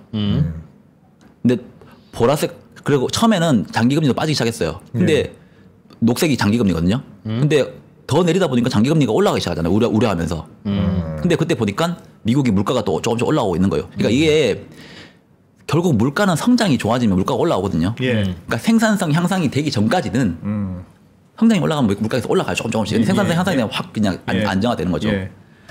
그러다가 미국이 다시 한번 금리를 올리기 시작했어요. 한번 그때 당시에. 그러면서 물가가 확 잡히면서 유지를 했고 유지를 하다 보니까 또 다시 이제 금리를 또 떨어지게. 그러니까 이게 95년도에서 2000년도 사이 앨런 그리스펀이 그래서 당시에 무슨 마에스트로라는 별명을 가졌던 게 이런 식으로 조절을 물가 오르고 내리고 하는 조절을 잘 했기 때문에. 근데 이때 보면 절대 저금리에서 안 움직였어요. 예. 이때 보면 뭐 아시아 위기 막 터졌잖아요. 미국에서는 위기가 안 터졌는데도 불구하고 그때 LTCM 터지고 뭐 아시아 외환위기 터지고 다 그랬어요. 예. 근데 그런 상황 자체가 미국이 저는 이번에도 미국은 비슷한 방향으로 갈 가능성이 높다고 보거든요. 그러니까 금리를 올릴 것 같지는 않은데 올릴 수 있다는 엄포도 놓을 수 있다고 봅니다. 내년에 물가가 약간 좀 자극된다고 하면. 미국이 금리를 인하하기 시작하면 지금이 떨어지는 물가는 내년에 약간 반등할 수 있습니다. 근데 그 반등이 추세적으로 올라가느냐 어느 수준에서 안정되느냐 이거를 조절하는 게 키거든요. 추세적으로 올라가면 또 금리 인상에 대한 그 스레가 또 나올 수 있어요. 근데 조금 올라가다가 어느 정도 3%대에서 안정된다고 하면 연준이 5%씩 2%를 하지만 미국은 지금 기준금리 4%대니까 만약에 물가가 3%대니까 뭐 그렇게 관리를 잘 하고 있는 거잖아요. 그런 식으로 미국은 갈 가능성이 높고 그렇게 하면서 미국의 성장을 계속 유도할 가능성이 높다고 보고 있고 아까 전에 제가 서두에 말씀드렸는데 패권이 무너지는 데서 패권이 안 무너지려고 하면 미국은 AI 기술에 대해서 진심으로 대해야 한다고 보고 있어요. 이게 미국이 GDP 올리는 것뿐만이 아니라 미국도 지금 국방부 쪽에서 AI 기술을 엄청나게 도입을 하고 있거든요. 이 기술을 1, 2년 안에 빨리 도입 못하면 향후 이 패권이 넘어갈 수 있다고 보는 겁니다. 시진핑 27년 임기가 만기예요. 보통 임기가 만기가 되면 무슨 짓을 할지 잘 몰라요. 그래서 미국이 보면 해군 같은 데서 보면 프로젝트 33이라고 해가지고 우리는 2027년까지 해군 잠수함이나 해군 배 관련해서 다 재건조하고 이걸 다 AI에 장착시키겠다고 말하고 있습니다. 그 왜 굳이 2027년이라고 할지도 있고 지금 미국의 반도체법, 인프라법 그리고 칩스법 다 2027년까지 원래 10년치 예산 쓰려고 하는 건 그쪽에서 몰빵해놨어요. 그러니까 보조금을 AI는 미국은 아는 거예요. 정부 입장에서도 속도와 돈을 얼마큼 빨리 지원을 해주냐에 따라서 올라오고 그 다음에 우리가 패권을 잡으면 다른 나라한테는 인권으로 규제하면 됩니다. 그리고 그게 핵 개발할 때 그랬어요. 미국이 핵을 보유를 하고 난 뒤에는 다 개발 못 하겠습니다. 인권 때문에. 근데 자기들은 개발 다 해놓고. 그러면 송 과장님은 내년에 미국 경제를 전망할 때 고금리가 유지가 되면서도 지금 막 금리가 막 내려가곤 하진 않을 거야. 고금리가 유지되는 게 미국 정부의 입장에서도 이익에 부합해. 그러면서도 은행의 대출을 늘리는 정책을 써서 그래서 통화량이 고금리면서도 통화량이 느는 정책을 써서 성장이 계속 유지될 거다. 지금까지는 그렇게 유지를 했고 그래서 내년에도 미국이 좋을 거다. 내년에 미국이 좋을 거라고 보고 있는데 언제 그러면 금리가 인하가 되고 달러가 약세가 될 거냐 하면요. 미국의 리쇼어링이 어느 정도 들어왔을 때입니다. 그 리쇼어링 공장에 있는 물건을 팔아서 해외로 넘겨야 되잖아요. 그럴 때부터는 달러 강세가 그들에게 유리하지 않을 거예요. 수출 국가들한테는 달러 강세가 유리하지 않거든요. 일정 수준. 그래서 저는 레이건이 보면 딱 똑같은 정책이었어요. 트럼프도 일기 때 막 자기도 말했어. 자기는 레이건이 했던 레이건오믹스를 가장 지향한다. 그때 레이건 1기와 2기를 나눠보잖아요. 딱 1기 때 고금리 정책 유지했고 2기 때부터 플라자 위로 달러 강세 막았습니다. 그때 근데 저는 트럼프 어차피 4년밖에 안 남았으니까 그 1기와 2기의 그 중첩된 그 상황으로 저는 보고 있어요. 어느 수준에서는 달러도 약세가 되고 그게 뭐 기본적으로 자기들이 하려고 하는 방식으로 갈 거예요. 근데 그게 미국의 재정 적자를 해결한다는 방식은 아니에요. 왜냐하면 미국은 재정 적자를 근데 패권은 그렇게 해서 유지가 갈 거라고 보고 있습니다. 아까 초기에 우리가 질문 드렸던 단서가 클로가 그거였잖아요. 미국은 재정 적자가 고민일 것이야. 근데 재정 적자를 해결할 수 있는 방법은 인플레를 일으키면 쉽게 해결돼. 그래서 아마 미국은 인플레를 일으키려고 할 거야. 오히려 설명하셨어요.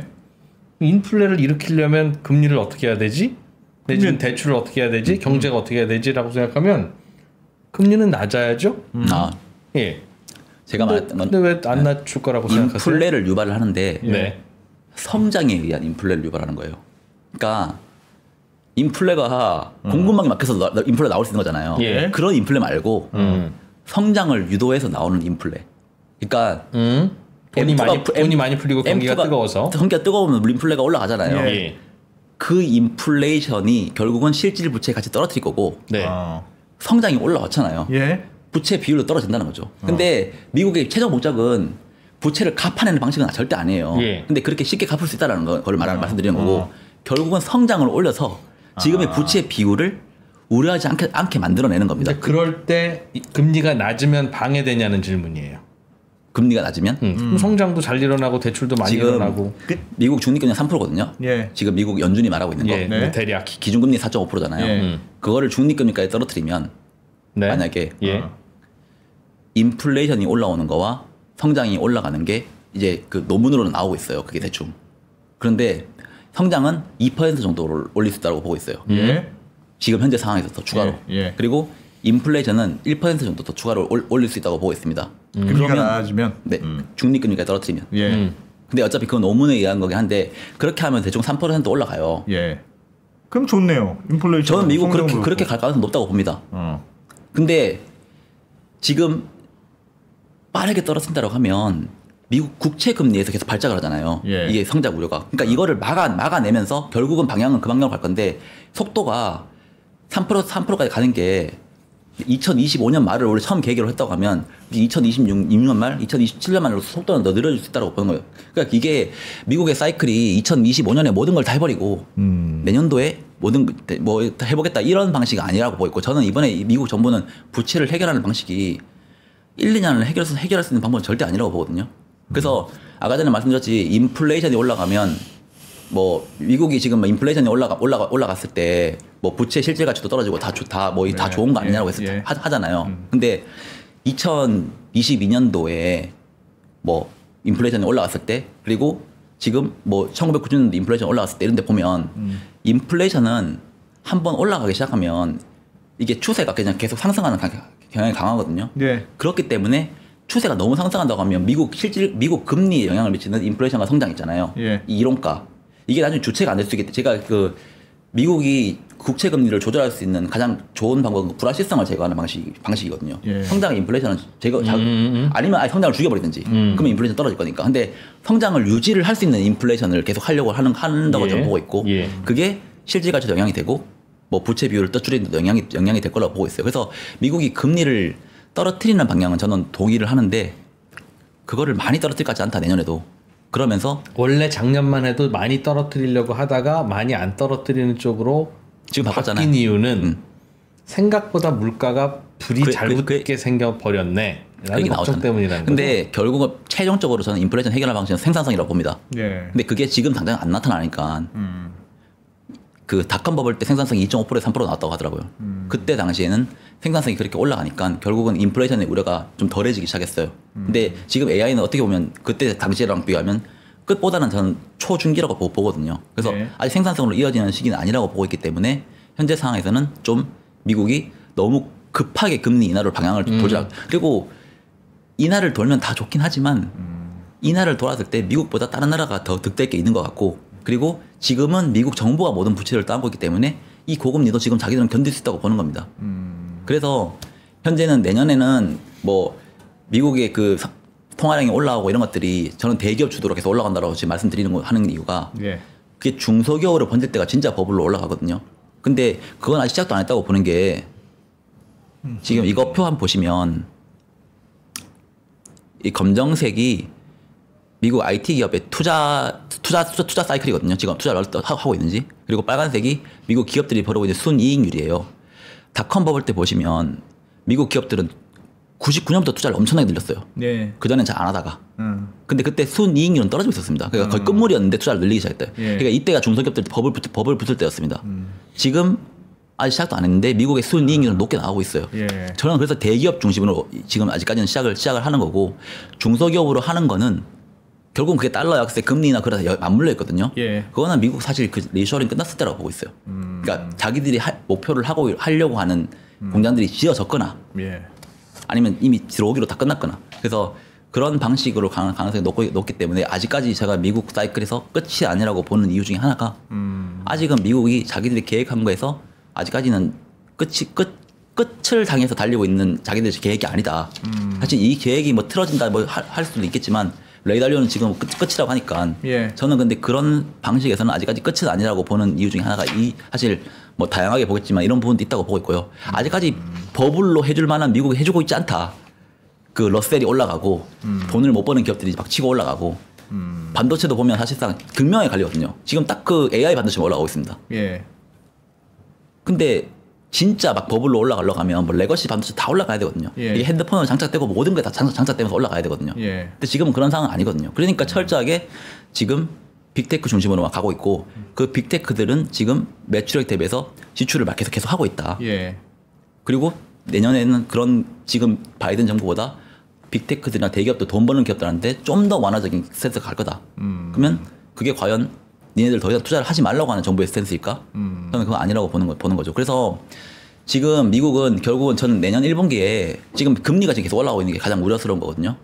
그게 트럼프 행정부에서 어떠한 방식으로 조치가 나올지를 봐야 되는데 그 조치가 나오기 전까지는 일단 변동성이 계속 좀 있을 거라고 보고 있어요. 1분기 때는 어느 순간에서 좀 변동성이 나올 수 있을 거라고 보고 있어요. 그리고 근데 결국은 그 변동성이 저는 이 장기적인 트렌드를 본다고 하면 사실 그때는 좀 주식을 끝이 아니라 상승하는 상황으로 보는 게 맞을 것 같고 인플레이션이 계속 올라갈 수 있을지 그리고 뭐 다양하게 우리는 다 봐야 되잖아요. 근데 인플레이션 중요한데 인플레이션보다 더 중요하게 봐야 되는 게 미국의 지금 성장이 지금 올라가고 있는지 내려가고 있는지 성장이 내려가는데 인플레이션 올라가면 당연히 그건 이상한 거겠죠. 근데 인플레이션 올라가는데 성장도 올라가고 있다? 그러면 이거는 자연스러운 인플레이션이구나라고 보는 게 더 맞지 않을까라고 보고 있어요. 그게 사실 미국 정부가 원하는 걸 수도 있다. 성장과 인플레이션을 같이 올리는 방식. 어느 나라나 그렇겠죠 사실. 어느 나라나. 그게 미국이니까 더 지금 가능한 것 같기도 하고요. 그리고 뭐 진짜 유럽 같은 경우에는 지금 완화 정책을 하고 있어도 성장도 안 올라가고 물가도 안 올라가잖아요. 그러니까 이런 나라들은 점점 침체가 되는 방식으로 간다고 하는 거고. 그러면 과장님이 예상하는 시나리오대로 가느냐 마느냐를 보려면 뭘 열심히 보면 됩니까? 요걸 보면 요 내가 오늘 얘기한 대로 가는 거야. 일단 과장님 시나리오는 이거 같아요. 금리는 작년까지 올해까지 매우 높았어. 기준금리? 기준금리는. 네. 그런데 그거는 그래서 사람들이 대출도 안 받았어. 그런데 그거는 좀 내려와야 돼. 근데 빨리는 안 내려올 거지만 내려는 갈 거야. 내려는 오니까 기업들이 이제 대출을 받기 시작하겠지. 대기업들부터. 안 그래도 트럼프가 이것도 지어 저것도 지어 하고 있으니까 뭐 투자거리도 생기고 그러다 보면 대출을 받으면 통화량이 늘어나니까 돈도 좀 더 풀릴 거야 내년엔. 그래서 금리가 생각보다는 많이 안 떨어지겠지만 경기는 좋을 거야. 네. 대기업들이 대출 받아서 통화량 늘어나니까. 맞아요. 네. 그거 대출이 그러니까 그 얘기죠. 맞아요. 대출이 풀리는데 가장 그러니까 이거 풀리는 게 그냥 단순하게 좋은 거냐 안 좋은 거냐 판단을 할 때 보통 어떤 걸 봐야 되냐고 하면 그 EPS 포드 있잖아요. 포드 EPS 그 기업의 실적치 그게 기업의 투자 사이클과 매우 유사합니다. 그리고 우리가 보고 있는 그 멀티플 PER 있잖아요. 그거는 여러 가지 영향이 있겠지만 금리의 영향을 가장 많이 받고 두 번째로 어디에 영향을 받냐고 하면 EPS가 지금 얼만큼 빨리빨리 올라가고 있는지 그러니까 그 증가율 그거가 PR이 그걸 많이 따라가서 하고 있어요. 그러면 투자 사이클 그러니까 대출이 늘어난다고 하면 투자 사이클이 늘어날 거예요.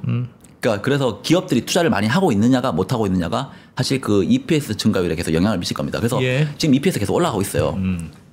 근데 이게 보통 EPS만 올라간다고 해도 금리가 너무 올라버리면 PER이 떨어지면 끝나버리거든요. 그래서 지금은 금리가 올라가는 상황이니까 지금 PER이 약간 우려스럽다고 제가 1분기 때 말하는 거고 그 조치가 베센트 통해서 다양한 방식으로 나올 거다. 근데 그거를 한 방에 다 쓰진 않을 거다. 하나하나 쓸 거다. 그러면 결국은 이거예요. 주가가 이렇게 올라간다고 하면 EPS는 계속 올라가요. 투자 사이클에 맞춰서. 멀티플은 중간중간에 이렇게 조정 받을 거예요. 금리는 왜냐하면 적자가 올라가면 미국 재정적자의 부담은 계속 생기거든요. PR은 계속 이렇게 움직일 거란 말이죠. 그럼 이 변동성으로 계속 움직이는 거지. 주가가 부러지려고 하면 사실 이게 부러져야 됩니다. 이게. EPS가 부러져야 되는데. 근데 과장님 말씀을 아주 거칠게 짧게 한 문장으로 요약하면 미국은 계속 잘 살고 싶기 때문에 정부가 잘 살게 하려고 트럼프가 이것저것 할 거고 결국 그게 성공할 거야. 그러니까 미국은 잘 될 거야. 그 얘기로 들립니다. 중간에 고금리 저금리 환율 이거야. 그렇죠. 미국이 원하는 바람대로 불 거야 라고 가정하는 거고. 그러니까 이 말씀을 하나로 요약하면 미국이 미국이니까 미국 할 거야. 걱정 마 라는 얘기예요. 근데 그거는 내년에도 그렇고 후년에도 그렇고 미국이 미국인 이상 계속 그럴 거 아니겠습니까? 그러니 뭘 봐야 이 전망이 잘 가는가? 아이고 틀리구나. 그거를 알겠냐는 거죠. 제가 계속 말씀드렸지만 대출 증가율이 제일 중요해요. 내년도부터 아까 전에 제가 보여드렸던 대출 증가율 저게 지금 올라가고 있느냐? 지금 그래프처럼 계속 유지되고 있느냐? 근데 지금 제가 지금 이번에 표를 안 가져왔는데 은행으로 예금이 다 계속 들어가고 있어요. 지금 현재 상황에 들어가고 있습니다. 그 들어가고 있다는 게 없는 돈이 갑자기 들어갈 수도 있고. 은행은 대출 수요가 있으니까 예금을 받겠죠. 네. 그래서 지금 시작을 했다고 저는 보고 있고 소형은행, 대형은행 똑같아요. 그러니까 지금 들어가고 있어요. 그래서 통화량은 확실히 풀릴 겁니다. 그런데 이게 결국은 또 인플레이션을 얼마큼 자극하느냐가 중요한 거잖아요. 근데 제가 말했듯이 뭐 중립금리 이만큼 떨어뜨렸을 때 인플레는 이만큼 올라가는데 성장이 이만큼 올라간다? 그거는 문제 안 된다고 봅니다. 근데 인플레는 이만큼 올라가는데 성장이 이거밖에 안 올라간다? 무슨 말인지 알겠어요. 네, 그래서 그런 것들은 위험하고. 금리를 보지 말고 실제로 대출이 얼마나 나가는지가 결국은 통화량을 결정할 거다. 그게 미국의 GDP를 결정할 거라고 저는 보고 있어요. 그게 성장을 결정할 거고. 금리는 변동성 정도 수준으로 보고 있어요. 근데 잠깐 올해는 대출이 별로 안 나갔는데도 미국 주가 좋았잖아요. 통화 속도. 그거는 왜 좋았죠? 화폐 유동 속도. 그건 왜 높았어요? 그건? 고금리로 이자를 받았고 그 이자를 소비로 쓰기 시작했어요. 그러니까 지금까지 그 방식이었다니까요. 근데 금리가 내려가면 그건 날아갈 테니까 다음부터는 대출이 잘 나가는. 그래서 그거를 많이는 안 떨어뜨린다는 거죠. 그게 너무 많이 떨어뜨리면 소비가 끊기잖아요. 내려가고 그게 내려가면 기업들이 대출을 받아서 성장성이 그러니까 이제 그게 높아질 거다. 보조바퀴 띄고 날아가야 된다는 뜻이네. 원래 성장은 이거예요. M이에요. M. 그러면 기업들이 좋아져서 그래서 진정한 의미의 성장이 될 것이다. 이거는 투자고 이거는 소비예요. 통화 속도는 소비. M2는 투자예요. 투자 또는 막 그냥 지르는 거예요. 그냥. 투자는 아직 시작도 안 했습니다. 대기업도 좀 하고 있지만 AI 투자하고 있지만 AI에만 집중적으로 하고 있는 거지. 다른 투자는 안 됐으니까. 그리고 그것도 잉여 현금 대비해서는 덜 하고 있다. 그런데 감세까지 해준다? 더 하란 거잖아요. 보통 대기업들이 그러니까 이 AI 사이클이 언제 날아가는 줄 아세요? 진짜 버블로 날아갈 때? 그러니까 이거 한번 보여드릴게요. 이거 하나랑 이제 위기 하나 보여드릴게요. 위기로 볼 수 있는 그 리스크 지표. 이야, 독특하네. 독특하다 그랬잖아요. 이거 지금 마이크로소프트와 엔비디아 갖고 왔거든요. 95년부터 마이크로소프트 2024년까지 검정색이 매출액 대비해서 자본적 지출을 얼마큼 많이 했는지. 매출액은 이만큼인데 투자를 얼마 했느냐? 네. 95년도에 윈도우 95 그때 마이크로소프트가 투자를 하기 시작했어요. 그때 주가가 빠졌어요. 왜냐하면 매출이 너 이거밖에 안 되는데 투자를 많이 하니까. 근데 이게 매출액이 올라오면서 주가 상승폭은 날아갔습니다. 그냥. 그렇죠. 이익이 늘어날 테니까. 지금 마이크로소프트 투자 매출보다 지금 투자 엄청 하고 있잖아요. 이건 사실 뭐 다 빅테크 다 똑같아요. 근데 이거를 극복한 기업이 하나가 지금 엔비디아예요. 엔비디아 보시면 지금 최근에 이건데 엔비디아는 투자를 절대 줄이고 있지 않아요. 근데 매출액이 워낙에 올라가니까 이게 2018년도에 데이터 센터 엔비디아가 지출을 하기 시작했어요. 이때 높았잖아요. 그때 엔비디아 주가 안 좋았어요. 근데 엔비디아는 그걸 극복하고 지금 검정색 그래프 보세요. 내려왔잖아요. 투자의 성과가 저기 나타나기 시작한 거고. 그때가 AI가 진짜 생산성으로 이어지는 시기입니다. 예. 그러니까 내년 2025년은 그러면 이제 결국 이게 미국이 이렇게 하려고 뭐 온쇼어링 하려고 하는 이유가 다 이제 중국의 도전 혹은 뭐 넘버원 국가에 대한 도전 이거를 잘 응전하기 위해서일 거 아니겠습니까? 당연히 자기들이 좀 안 좋아질 수 있죠. 근데 그거 네. 감안하더라도 해야 된다는 거죠. 그 프로젝트를 지금 하고 있는 건데 적어도 2025년은 그 프로젝트가 성공하는지 여부는 안 나오겠네요. 왜냐하면 그 성공한다는 건 미국으로 전 세계 공장이 몰려들어서 미국에서 만든 물건이 경쟁력을 가져서 전 세계 수출이 잘 되고 미국 사람들도 그거 사서 쓰는 건데. 그거 한번 보세요. FDA잖아요. 예. FDI 외국인 투자. 예. 미국으로 지금 얼마큼 들어오고 있는지. 지금 최근에 엄청나게 많이 들어오고 있어요. 예. 예전에는 미국이 나가서 다 했지. 예. 지금 많이 들어오고 있어요. 그거 추이가 지금 계속 그쪽이 올라오는 추세입니다. 그거면 계속 들어오고 있는 건 그 결과는 그게 다 공장이 돌아간 다음 일이니까 2027년 8년 얘기니까 적어도 2025년 6년은 이건 미국이 잘 될지 못 될지는 모르는 상황에서 투자가 잘 되고 대출이 받고 이제 으쌰으쌰 돌아가니까 그거 다 확인하면 그때 끝일 이거는 거점일 것 같은데 시험 결과도 안 나오는 거니까 무조건 사고 기다리면 될 것 같은데 방금 말씀하셨던 저 부분이 마음에 걸리는 게 마이크로소프트 주가가 결과는 안 나왔는데 돈을 많이 쓸 때는 주가가 내려가더라. 돈을 벌어야 주가가 올라가더라는 거예요. 근데 미국의 현재 주가 상황은 현재 산업 상황은 결과는 안 나오고 있는데 돈은 투입하고 있는 상황이잖아요.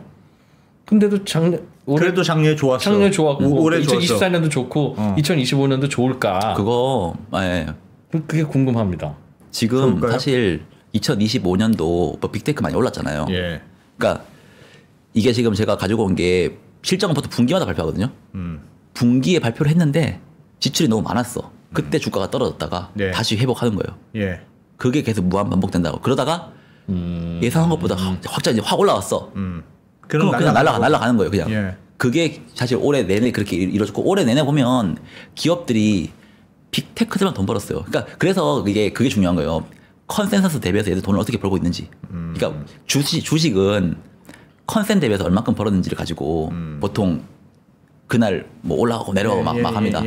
이거는 제가 보여드리는 거는 진짜 이제 찐으로 날아가는 거예요. 엔비디아처럼 거의 10배가 가는 방식은 이 방식으로 갈 가능성이 높고요. 지금 사실 이런 식으로 놓고 본다고 하면 뭐 엔비디아가 첫 번째라고 하면 그 다음에 바톤을 이어받고 하는 기업들이 있을 거 아니에요. 예. 그런 기업들은 아직까지 주가의 상승폭이 크지 않다. 그러니까 아직까지 시작도 덜 올랐다는 거죠. 예. 빅테크라고 해도 엔비디아가 상승세가 꺾일 수는 있어도 그게 떨어진다는 게 아니라 그 다음 바톤을 받아가는 것들이 또 올라가고 알겠습니다. 이런 식으로 갈 가능성이 좀 높다고. 없다. 네.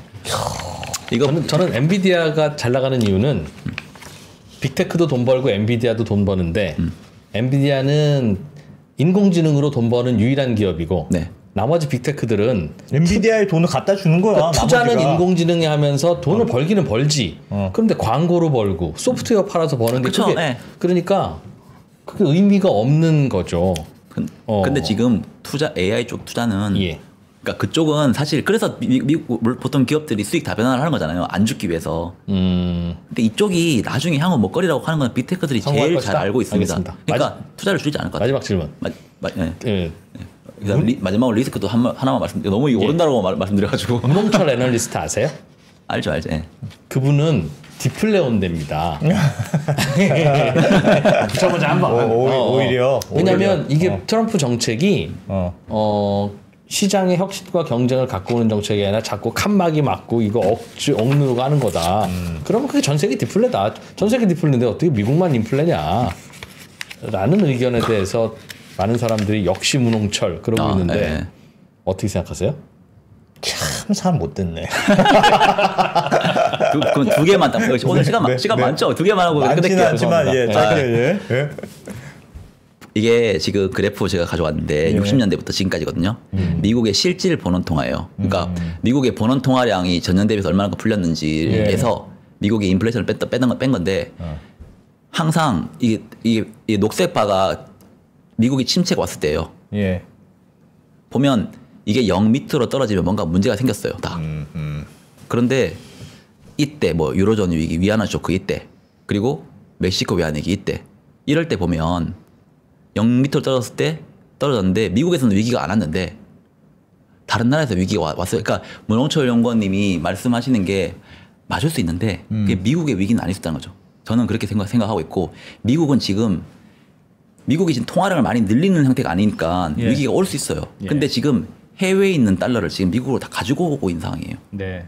그거를 가지고 자기들이 그러니까 전 세계 통화량은 부족한 상황인데 미국의 통화량은 그렇게 부족하지 않을 수 있다는 거죠. 그게 사실 옐런이 2년 내내 했던 방식이었고 영내포라고 하는 자금에서 계속 빼와서 뭐 여기 정부 보조금 계속 주고 했던 방식이었고 전 트럼프는 해외에 있는 달러 자금들을 끌어와서 자기들 자국 산업에 집행해주는 방식으로 갈 가능성이 매우 높다고 보고 있어요. 그래서 당연히 뭐 저는 그까지는 동의해요.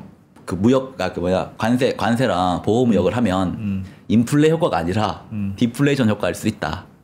그런데 그게 미국을 무너뜨릴 정도가 아니라 무너뜨릴 정도의 디플레이션은 절대 오지 않을 거라 보고 있고 그게 의외로 미국 장기금리의 멀티플을 올라가는 걸 낮춰주면서 미국 증시만 아울러도 올라갈 수 있는 가능성이 더 있을 수 있다라고 보는 거죠. 그건 심리의 문제예요? 어떤 거요? 바로 그렇게 되는 문제가.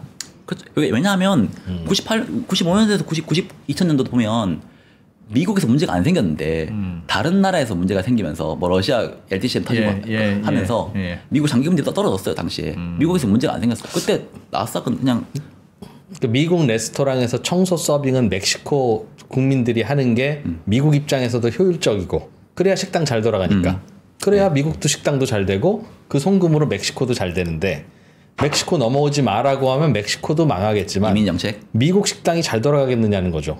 그래서 이민 정책은 그러니 그것 때문에 디플레 올 거라는 것 같은데요. 이민 정책이 아니더라도 미국의 생산이라는 게 미국이 생산 안 하고 싶어서 생산한 게 아니고 안 되니까 나간 거잖아요. 트럼프가 이민 정책 지금 이민자들 다 내쫓아버린다고 하잖아요. 그거 쉽지 않다고 봅니다. 미국에 지금 미국만 나홀로 자연 인구 있잖아요. 다른 나라들은 다 감소하고 있는데 미국은 이민으로 그걸 버티고 있어요. 그러면서 그게 성장으로 지금 계속 이어지고 있고. 그럼 미국은 이거를 정치인들은 사실 그렇게 말을 할 수 있어요. 그건 아닐 거고. 이민은 저는 그렇게 안 보고 있고. 관세도 그럼. 관세도 세게 안 할 거라고 봅니다.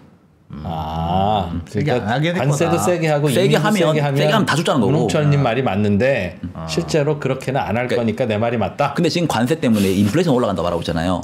그 트레이드는 또 조만간 사라질 거라고 봅니다.